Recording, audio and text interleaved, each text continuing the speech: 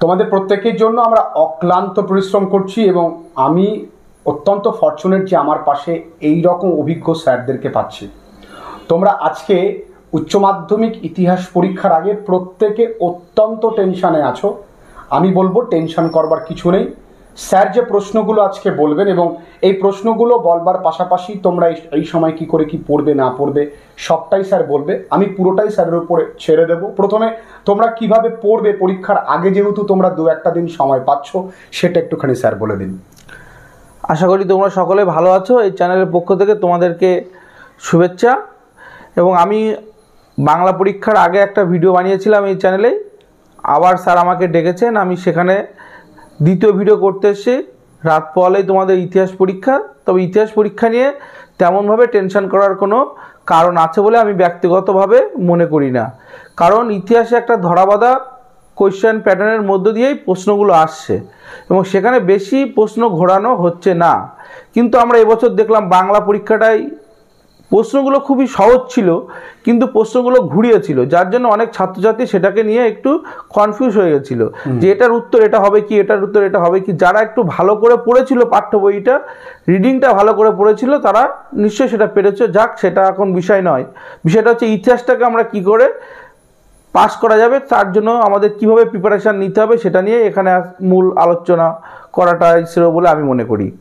এখন তোমরা যারা পড়াশুনো করছো তারা নিশ্চয়ই সারা বছর কিছু না কিছু পড়েছো। সকল মাস্টারমশাইরাই বলেন যে সারা বছর কিছুই পড়োনি সেই শেষ মুহূর্তে, কিন্তু বিষয়টা তেমন নয়। যারা পড়াশোনার মধ্যে থাকে তারা নিশ্চয়ই কম বেশি কিছু না কিছু পড়াশুনো তারা করেই, কিন্তু তার মধ্যে কিছু প্রশ্ন থাকে, গুরুত্বপূর্ণ প্রশ্ন, বা কোন অধ্যায়গুলোকে পড়লে আমাকে বেশি তাড়াতাড়ি করে আমি সিলেবাসটাকে কভার করতে পারবো, সেটার উপর নির্ভর করতে হয়।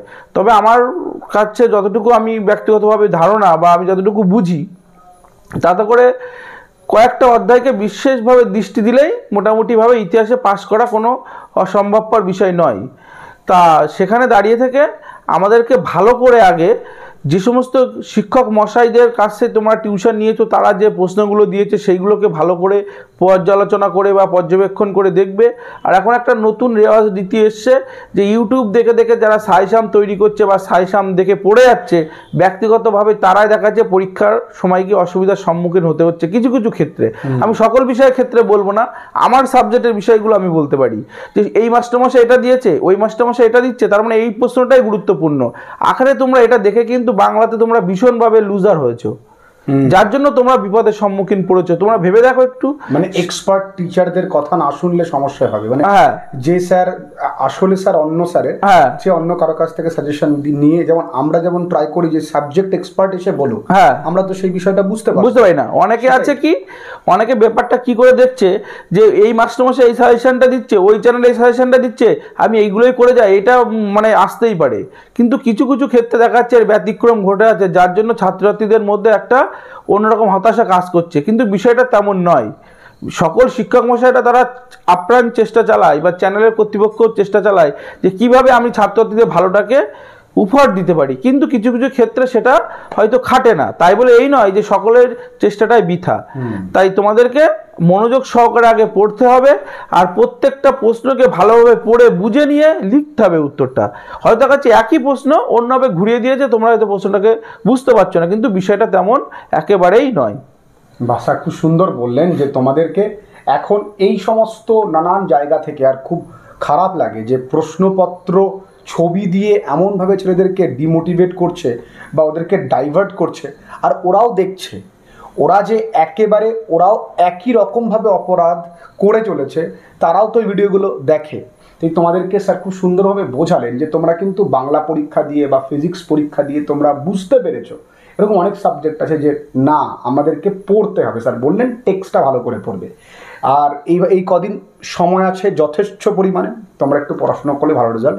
হ্যাঁ, অবশ্যই। আর স্যার যে প্রশ্নগুলো এবার বলবেন সেই প্রশ্নগুলো অবশ্যই পড়ে যাবে, এইগুলোই পরীক্ষায় আসবে এমনটা নয়, এগুলো গুরুত্বপূর্ণ প্রশ্ন। স্যার আমরা বিশ্বাস করি তুমি এর আগে অনেকগুলো পড়ে গেছো, আর এইগুলোই আমরা দেব। আর আমরা এর আগেও ক্লাস 12-এর টেস্ট পরীক্ষার আগেও স্যারকে পেয়েছিলাম, স্যার ভিডিওস দিয়েছিল। এই মুহূর্তে আমরা স্যারকে আবারও বলবো যে গুরুত্বপূর্ণ প্রশ্নগুলো কোন কোনগুলো আছে সেগুলো একটু। তাহলে আমি কিছু প্রশ্ন গুরুত্বপূর্ণ যেসব প্রশ্নগুলো আছে আমি সেই সব গুরুত্বপূর্ণ প্রশ্নগুলো বলছি এবং তার মধ্যে যেগুলো অতি গুরুত্বপূর্ণ সেগুলো আমি বলে দেবো। এখন তোমরা নিশ্চয়ই প্রশ্ন যখনই বলবো দেখবে যে তোমরা যে প্রশ্নগুলো প্রিপারেশান নিয়েছো সেই প্রশ্নের সাথে এর মধ্যে কিছু কিছু মিল অবশ্যই থাকবে, তার মধ্য দিয়েও থেকেও মানে তা ব্যতিক্রম রেখেও কিছু প্রশ্ন তোমাকে এক্সট্রা একটু পড়ে যেতে হবে। হয়তো পড়ার আমি ভিডিওটা করার পরে হয়তো তোমরা যখন কমেন্ট সেকশানে আসবে তখন হয়তো বলবে স্যার এটা আপনি কি দিচ্ছেন, এত প্রশ্ন পড়লে আমরা পারবো কি করে, এটা কোনো মতে সম্ভব। কিন্তু বিষয়টা তেমন নয়, বিষয়টা তোমাকে একটু পড়তে হবে। তুমি যেখানে উচ্চ মাধ্যমিক পরীক্ষা দিতে যাচ্ছ সেখানে তোমাকে একটু বেশি করে জানতে হবে, তোমাকে জেনে শুনে পরীক্ষাটা দিতে হবে যাতে তুমি কোনোভাবেই সেখান থেকে বিফল হয়ে না ফিরে আসো। তাই আমার কাছে যেসব প্রশ্নগুলো অতি গুরুত্বপূর্ণ বলে মনে হয়েছে আমি সেই প্রশ্নগুলো তোমাদেরকে বলছি, তোমরা একটু মনোযোগ সহকারে শুনে নাও। মন দিয়ে শোনো তোমরা যে প্রশ্নগুলো গুরুত্বপূর্ণ। প্রথম অধ্যায় থেকে আমার কাছে যে প্রশ্নগুলো সবচেয়ে অতি গুরুত্বপূর্ণ বলে মনে হয়েছে সেটা হচ্ছে জাদুঘর বা মিউজিয়াম শ্রেণীবিভাগ করে আলোচনা করো, অথবা জাদুঘর কাকে বলে, অতীত পুনর্গঠনে জাদুঘরের ভূমিকা লেখো। 2 নম্বরে যেটা আছে লোককথা কাকে বলে, অতীত স্মরণে ক্ষেত্রে লোককথার ভূমিকা লেখো। এই দুটো প্রশ্ন এখানে খুবই গুরুত্বপূর্ণ, কিন্তু তার পাশাপাশি আর যে প্রশ্ন তোমাকে দুটো এক্সট্রা দেখতে হবে প্রথম অধ্যায় থেকে সেটা হচ্ছে আধুনিক ইতিহাস লিখন পদ্ধতি সম্পর্কে যা জানো লেখো, এবং 4 নম্বরে আছে ইতিহাস রচনায় স্মৃতিকথার গুরুত্ব। আমি 1 আর 2 নম্বরের প্রশ্ন দুটোকে অতি গুরুত্বপূর্ণ নিরিখে রেখেছি, এই দুটো কম গুরুত্বপূর্ণ নয়। আমি একটুখানি স্যারকে ইন্টারাপ্ট করছি। স্যার বললেন দুটো প্রশ্ন গুরুত্বপূর্ণ, আরো দুটো তোমরা পড়ে যাবে, পড়তে সময় লাগবে ঊর্ধ্বে 20 মিনিট। কিছু না কিছুরা লিখতে পারবে একবার পড়ে গেলে, কিন্তু না পড়ে গেলে একদম লিখতে পারবে না। ওখানে ওরা পরীক্ষায় বিফল হলো, এখানে এসে কমেন্ট সেকশনে বললে ক্ষতিটা আমাদের হবে না, হবে ওদের। এখন মাথা নিচু করে পড়ে যাও, পরীক্ষার হলে মাথা উঁচু করে পরীক্ষা দাও, সেটাই আমাদের কিন্তু মোটিভ থাকবে। আর এখন একটু ভালো করে পড়ো, ইতিহাস মানে ভূতের গল্প, সব যারা মারা গেছেন তাদের গল্প পড়ছি, এইটা মাইন্ডসেট রেখে পড়ো, বাদ বাকি প্রশ্নগুলো মনে রাখো। দ্বিতীয় অধ্যায় এবার খুবই গুরুত্বপূর্ণ। দ্বিতীয় অধ্যায় থেকে যে প্রশ্নটা মানে খুবই আশার মতো প্রশ্ন বলে আমার ব্যক্তিগতভাবে মনে হয়েছে, উপনিবেশবাদ ও সাম্রাজ্যবাদ বিষয়ে হবসন ও লেনিনের তত্ত্ব আলোচনা করো। 2 নম্বর সাম্রাজ্যবাদ বলতে কি বোঝো, সাম্রাজ্যবাদের উত্থানের কারণ এবং তার সম্পর্কে আলোচনা করো। 3 নম্বর হচ্ছে মার্কেন্টাইল মূলধন কি, এই মতবাদের মূল বক্তব্য কি ছিল তা আলোচনা করো। 4 নম্বরে বলছে উপনিবেশিক রাষ্ট্রগুলিতে জাতিগত ব্যবধান ও তার প্রভাব লেখো। আমি এই 1, 2 এবং 4 নম্বরে যে প্রশ্নটা বললাম আমি আরেকবার বলছি, উপনিবেশবাদ ও সাম্রাজ্যবাদ বিষয়ে হবসন ও লেনিনের তত্ত্ব। 2 নম্বরে বললাম সাম্রাজ্যবাদ বলতে কি বোঝো, সাম্রাজ্যবাদের উদ্ভবের কারণ। আর 4 নম্বরে যে প্রশ্নটা ছিল আমি 3 নম্বরটা বলছি না, ঔপনিবেশিকবাদের রাষ্ট্রগুলিতে জাতিগত ব্যবধান ও তার প্রভাব লেখো। খুবই গুরুত্বপূর্ণ প্রশ্ন বলে আমার মনে হয়। আমি তৃতীয় অধ্যায় থেকে যেটা বলছি সকলেই দেখবে এই প্রশ্নটা হয়তো গুরুত্বপূর্ণ নিরিখে রেখেছে, চীনের ওপর আরোপিত অসম চুক্তি বলতে কি বোঝো, চীনের ওপর আরোপিত বিভিন্ন অসম চুক্তিগুলি সম্পর্কে লেখো। খুবই গুরুত্বপূর্ণ প্রশ্ন এটা। তারপরে 2 নম্বরে যেটা হচ্ছে ব্রিটিশ কোম্পানির আমলে ভূমি রাজস্ব ব্যবস্থা সম্পর্কে আলোচনা করো। আর 3 নম্বরের প্রশ্নটাও এবারে খুবই গুরুত্বপূর্ণর মধ্যে আছে, সেটা হচ্ছে তোমার ভারতের রেলপথে প্রবর্তনের উদ্দেশ্য এবং তার প্রভাব আলোচনা করো। এখানে প্রভাব বা ফলাফল একই জিনিস, অনেক ক্ষেত্রে দেখা যাচ্ছে প্রভাব ফলাফল মানে প্রভাব আর ফলাফলের মধ্যে তো প্রভাব দিয়েছে, তুমি ভাবছো প্রভাব আলাদা ফলাফল আলাদা, বিষয়টা এমন নয়। প্রভাব আর ফলাফল কিন্তু একই জিনিস, একই রকম উত্তরটা হবে, তোমাকে কিন্তু ভালো করে বুঝে নিতে হবে। তারপরে প্রশ্ন যেটা আছে সেটা বলছে যে ঔপনিবেশিক শাসনকালে বা কোম্পানির আমলে দেশীয় শিল্পের অবক্ষয়ের কারণ বা ভারতে বস্ত্র বাণিজ্য শিল্পের ধ্বংস হয় কীভাবে। এই দুটো প্রশ্ন একে অপরের পরিপূরক, একটা উত্তর জানলেই পরের প্রশ্নের উত্তরটা জানাই যাবে। পরের অধ্যায় যেটা আসছে 4র্থ অধ্যায়, চীনের চৌঠা মে আন্দোলনের কারণ ও তার প্রভাব লেখো। বাংলায় নবজাগরণের প্রকৃতি ও সীমাবদ্ধতা লেখো। আমি এবিটিএ টেস্ট পেপারে এই প্রশ্নটা অনেকবার দেখেছি, বাংলায় নবজাগরণের প্রকৃতি ও সীমাবদ্ধতা সম্পর্কে যা জানো লেখো। তারপরে তোমাকে যেটা করতে হবে স্বামী বিবেকানন্দের নব্য বেদান্তের বৈশিষ্ট্যটা আলোচনা করো। তারপরে প্রশ্ন আছে পাশ্চাত্য শিক্ষার প্রভাবে চীনের কিভাবে বুদ্ধিজীবী শ্রেণীর উদ্ভব হয়, চীনের তাইপিং বিদ্রোহ সম্পর্কে আলোচনা করো। আর তোমরা এর পাশে একটা প্রশ্ন তোমরা দেখে যেতে পারো, কেননা এই অধ্যায় থেকে যে কোনো একটা প্রশ্ন আসবেই আমার এটা ধারণা। তার মধ্যে তুমি যেরকম আলিগড় আন্দোলন আছে, ইয়ং বেঙ্গল আছে, মানে ইয়ং বেঙ্গল পড়া মানে ডিরোজিয়া সম্পর্কে তুমি পড়তে পারছো। আর তার পাশে আসে যে শিক্ষা ও সমাজ সংস্কারে বিদ্যাসাগরের ভূমিকা। পঞ্চম অধ্যায় যেটা থেকে তোমার পড়তে হবে। এবার এটা খুবই গুরুত্বপূর্ণ যেটা আছে 1935-এর ভারত শাসন আইনের প্রেক্ষাপট ও তার শর্তাবলী, আর আছে তোমার জালিয়ানওয়ালাবাগের হত্যাকাণ্ড প্রেক্ষাপট ও এই ঘটনা সম্পর্কে যা জানো লেখো। গুরুত্ব, ফলাফল, তোমার প্রভাব একই রকম বিষয়ভাবের মধ্যে পড়ে। অনেক সময় গুরুত্ব পয়েন্ট অনেক সহায়িকা বইতে পাচ্ছ না, অনেকে ভাবছো, কিন্তু এটার কিন্তু গুরুত্ব আলাদাভাবে লেখা যায় এবং এর প্রভাব বা ফলাফলটাকে ভালোভাবে পড়লে যারা একটু ভালো পড়াশুনো করেছে তারা কিন্তু গুরুত্বটা লিখতে পারবে। কিন্তু তারপর যে প্রশ্নটা ষষ্ঠ অধ্যায় আসছি আমি, ষষ্ঠ অধ্যায়ের মধ্যে ভারত ছাড়ো আন্দোলনের ঐতিহাসিক তাৎপর্য আলোচনা করো। এই আন্দোলনে মহিলাদের অংশগ্রহণ সম্পর্কে যা জানো লেখো। অথবা 1942 সালে ভারত ছাড়ো আন্দোলন সম্পর্কে যা জানো লেখো। তারপরে যে প্রশ্নটা অতি গুরুত্বপূর্ণ, জালিয়ানওয়ালাবাগের হত্যাকাণ্ডের পটভূমি ও ঘটনার গুরুত্ব লেখো।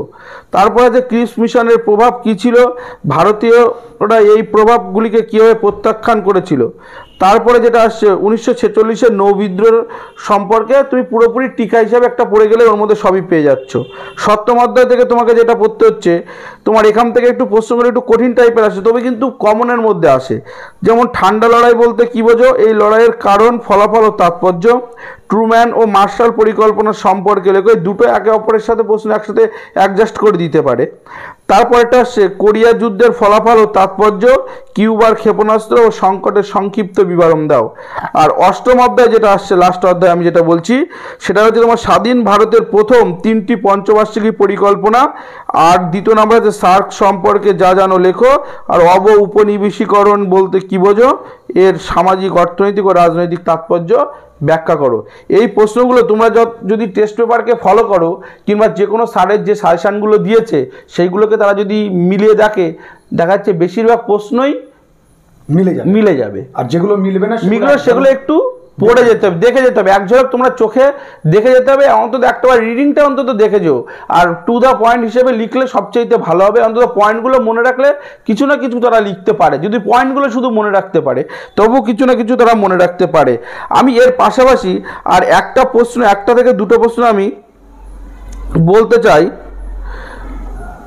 সেই প্রশ্নটা হচ্ছে তোমার, আমার কাছে যেটা মনে হয়েছে যে এই প্রশ্ন দুটো একটু দেখে যাওয়া মানে খুবই ভালো হবে। সেটা হচ্ছে তোমার হোচিমিনের নেতৃত্বে ভিয়েতনামের মুক্তি সংগ্রামের ইতিহাস সম্পর্কে যা জানো লেখো। আর প্যালেস্তাইনের সমস্যার প্রধান কারণগুলি কি, তেল কূটনীতিতে কিভাবে উপসাগরীয় সংকট একত্রিত হয়েছিল। আর একটা লাস্ট, ব্রিটিশ শাসনে ভারতের আদিবাসী ও দলিত সম্প্রদায়ের আন্দোলনের বিবরণ দাও। এই তিনটে প্রশ্ন তোমার একটু এক্সট্রা দেখে যাও। হয়তো আমি প্রশ্ন দিতে গিয়ে দেখাচ্ছে কি আমি হয়তো 15 থেকে হয়তো 20টা প্রশ্ন হয়ে গেছে, কিন্তু আমি অতি গুরুত্বপূর্ণ বা গুরুত্বপূর্ণ প্রশ্ন যেগুলো তোমরা কিন্তু বুঝতে পারছো, এখন সকলের ভিডিও দেখার পরে, এই ভিডিও দেখার পরে বুঝতে পারছো, তারপরেও তোমরা এই অন্তত 3টে প্রশ্ন অন্তত দেখে যাও। আমি লাস্ট যে 3টে প্রশ্নের কথা বললাম, এই 3টে প্রশ্ন। ধন্যবাদ। আশা রাখি তোমরা ভালো পরীক্ষা দেবে, এই আশা আমার এই চ্যানেলের কর্তৃপক্ষের থেকে রাখি। খুব ভালো থেকো তোমরা। তোমাদের পরীক্ষা কেমন হয়েছে অবশ্যই কিন্তু তোমরা জানিও। আর এই কমেন্ট সেকশানে এসেই পরীক্ষার পরে পরীক্ষা কেমন হলো অবশ্যই কিন্তু তোমরা জানিও। স্যারকে থ্যাংক ইউ। আর তোমরা কিন্তু ভালো করে পরীক্ষা দিও। 2 দিন হাতে সময় মানে অনেক সময়, একটুখানি পড়াশোনা করো। ভালো থেকো সবাই।